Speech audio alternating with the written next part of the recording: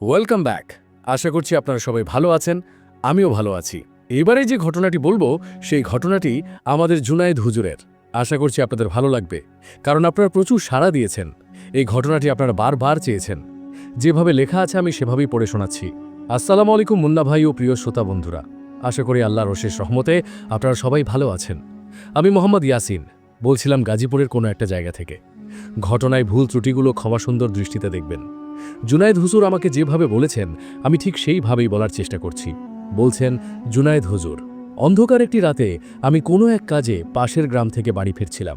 নিজ গ্রামে দুটি গ্রামের সীমানায় কেন্দ্রীয় কবরস্থান। এই কবরস্থানে সব ধরনের মানুষকে কবর দেয়া হয়। ওই কবরস্থানকে ঘিরে অনেক ঘটনা।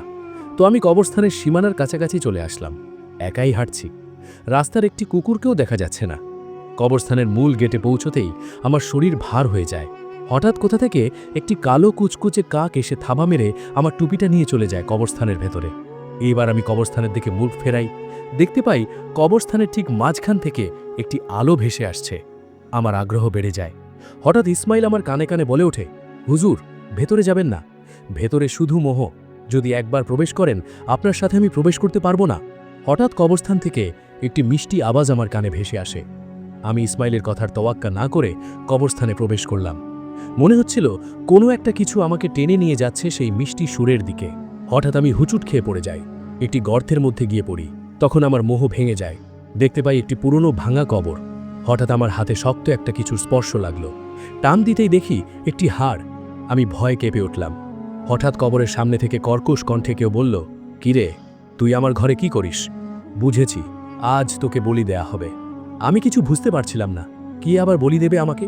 এবার আমি মনের সাহস সঞ্চার করে বিসমিল্লা বলে কবর থেকে এক লাফে উঠে আসি। কিন্তু রাত যত বাড়ছে ততই অন্ধকার হচ্ছে।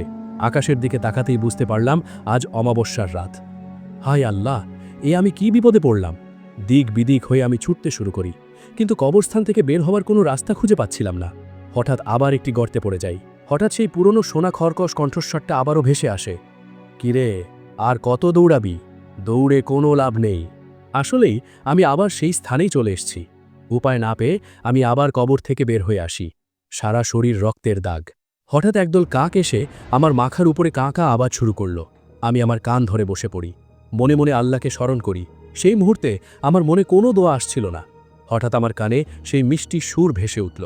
আমি যেন আবার বিমোহিত হয়ে ছুটে চললাম সেই আওয়াজের দিকে। কতক্ষণ যে হেঁটেছি আমার মনে নেই। হঠাৎ আমি লাফ মেরে উঠি। আমার মোহ ভেঙে যায়। দেখতে পাই এক ৮০-৯০ বছর বয়সী লোক বসে বসে কি যেন বিড়বিড় করছে। আমাকে দেখে নারী আর পুরুষ মিশ্রিত কণ্ঠে বলে উঠল, কিরে জুনায়েদ, আমাকে চিনতে পেরেছিস? শেষ ৫ বছর আগে আমাকে অপদস্থ করে ৬০ মোহের বাদশার হাতে তুলে দিয়েছিলি। আমি বলেছিলাম আমি ফিরে আসব। দেখ, আমি আমার কথা রেখেছি। আমি ফিরে এসেছি। এখন তুই সহ তোর গ্রামবাসীদের জীবন আমি জাহান্নামে পরিণত করব। সে অট্টহাসিতে মেতে উঠল। তার এই পৈশাচিক হাসি পুরো কবরস্থানের মধ্যে প্রতিফলিত হচ্ছিল। আমি জিজ্ঞেস করলাম, কে তুমি? আমি চিনতে পারলাম না। আমাকে ভুলে গেছিস? আমি হলাম সামাদ জাদুকর। তুই কিভাবে ফিরে আসলি? তোকে তো ৭ মোহের বাদশা সমুদ্রের মাঝখানে বন্দি করে রেখেছিল। প্রিয় শ্রোতা বন্ধুরা, এখন নিশ্চয়ই জানতে ইচ্ছে করছে কে সেই সামাদ জাদুকর যাকে ৭ মোহের বাদশা বন্দি করেছিল।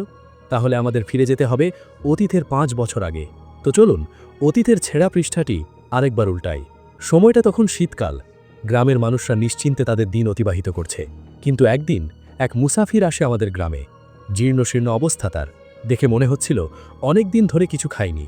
তো গ্রামের দক্ষিণ দিকে আমাদের হিন্দু সম্প্রদায় মানুষদের একটি বিরাট বটগাছ ছিল। তারা সেই বটগাছে বিভিন্ন ধরনের মানত করত। তো সেই মুসাফির ওই বটগাছটিতে গিয়ে আশ্রয় নিল। তার এই খারাপ অবস্থা দেখে হিন্দু ভাই বোনেরা কিছু খাবার দিয়ে যেত। এভাবে ২ দিন কেটে গেল। কিন্তু ৩ দিনের মাথায় একটি ২ বছরের বাচ্চা পানিতে পড়ে যায়। পানি থেকে তুলে সবাই দেখতে পেল সে আর শ্বাস নিচ্ছে না। তার মানে সে মারা গিয়েছে। হঠাৎ সেই মুসাফির এগিয়ে এসে বাচ্চাটির পিঠে সজোরে আঘাত করে, আর বাচ্চাটি চিৎকার করে কেঁদে ওঠে। বাচ্চাটি ছিল হিন্দু পরিবারের। এই দেখে গ্রামের সব হিন্দুরা ওই লোকটাকে পুজো করতে শুরু করে। ওই মুসাফির আমাদের মুসলিমদের মধ্যেও বিশৃঙ্খলা সৃষ্টি করেছিল। আমি চিন্তায় পড়ে যাই। তো একদিন রাতে আমার জিনদের সাথে আলোচনায় বসে ইসমাইল বলে উঠল, হুজুর, জানি আপনার মনে একটাই প্রশ্ন, মৃত বাচ্চাকে কিভাবে জীবন্ত করা সম্ভব। কিন্তু হুজুর, আমি যদি বলি সম্ভব, কিভাবে? এ তো অনেক সহজ। যদি বাচ্চাটি মারাই না যায় তাহলে তাকে বাঁচানো তো যাবেই। আমি বুঝতে পারছি না, ঠিক করে বলো। আমাদেরকে দেখানো হয়েছে বাচ্চাটি মৃত। ওই যে মুসাফির, আসলে সে একজন কালো জাদুকর। মানুষের বিশ্বাস অর্জনের জন্য পুরো ঘটনাটিকে সে সাজিয়েছে। বাচ্চাটি পুকুরে পড়ার পর সেই লোকের জিনেরা বাচ্চাটির হৃদস্পন্দন কমিয়ে আনে। ফলে সে শ্বাস নিচ্ছিল, কিন্তু খুব ধীরে। মনে হয়েছিল সেই বাচ্চাটি মারা গিয়েছে। ও, তাহলে এই ঘটনাটি সম্পূর্ণ সাজানো। কিন্তু সেই লোকটি আমাদের গ্রামে এসে এসব ঘটনা কেন করছে? আসলে হুজুর, তার 1400 প্রাণ চাই। সে 1400 প্রাণের রক্ত একটি পাত্রে নিয়ে তার শয়তানকে উপহার দেবে। ফলে সে পৃথিবীর সবচেয়ে বড় কালো জাদুকর হয়ে যাবে। আর সবচেয়ে খারাপ খবর এই যে সে 600 মানুষের প্রাণ নিয়েছে। সে মোট 90টি গ্রাম ঘুরেছে, আর তার জিনের মাধ্যমে এমনভাবে মানুষদের হত্যা করেছে, দেখলে মনে হবে স্বাভাবিক মৃত্যু। এইবার আপনার গ্রামের দিকে নজর দিয়েছে। এই গ্রাম থেকে সে 25টি প্রাণ নেবে। তার মধ্যে আজকে একজনের নিতে গিয়েও নেয়নি। এখন উপায় কি? হঠাৎ বাইরে চিৎকারে চেঁচামেচির আওয়াজ গানে আসলো। আলোচনা ছেড়ে বাইরে বের হয়ে আসি। আব্বার কাছ থেকে জানতে পারি গ্রাম প্রধানকে সাপে কামড় দিয়েছে, আর সে মারা গিয়েছে। হুজুর, সে তার প্রথম শিকার করে ফেলেছে। আমি পুনরায় আলোচনায় বসি। এখন এর হাত থেকে মুক্তি পাওয়া যাবে কিভাবে? ইসমাইলকে জিজ্ঞেস করি। ইসমাইল কোনো উত্তর দিতে পারে না। এভাবেই 3 দিন কেটে যায়। 3 দিনে গ্রামে আরও 2 জনের মৃত্যু হয়েছে। একজন পানিতে পড়ে, আরেকজন গাছে থেকে পড়ে। আর প্রত্যেক মৃত্যুর পর বেশ খানিকটা রক্ত ওই পুরনো বটগাছে পাওয়া গেছে। আর ওদিকে সেই লোকটি হাতের খেলা দেখিয়ে মানুষকে নিজের দিকে আকৃষ্ট করছে। মানুষজন কাজ ছেড়ে দিয়ে সারাদিন ওই লোকের পায়ের কাছে পড়ে থাকে। শুধু হিন্দুরাই নয়, মুসলমান 2টি পরিবারের ওপরও এই আসর পড়েছে। তিনি বিভিন্ন ধরনের জাদু দেখাতো।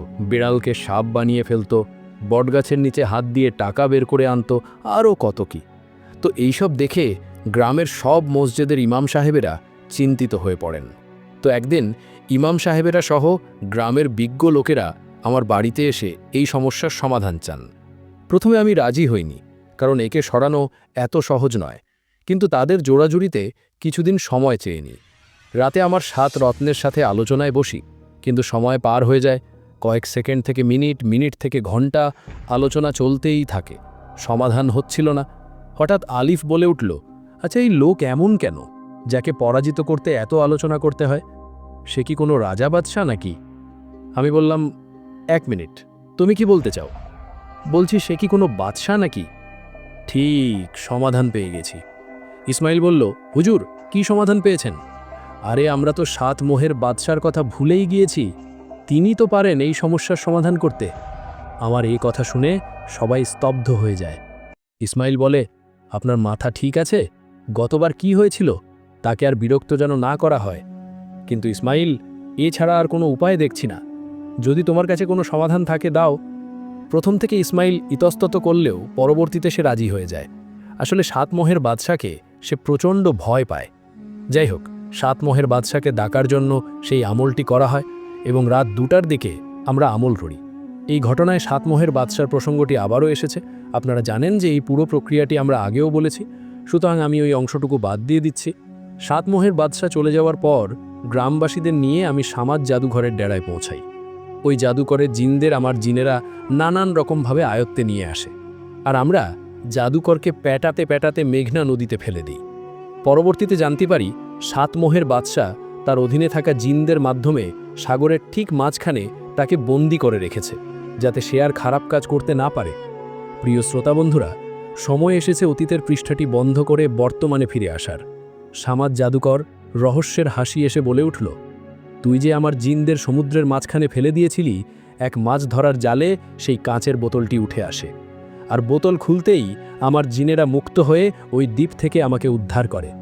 এখন তোর কি হবে তুই ভেবে দেখ। তুই আমার কিছুই করতে পারবি না, তোর ধ্বংস হবে ইনশাআল্লাহ, আমার হাতেই হবে।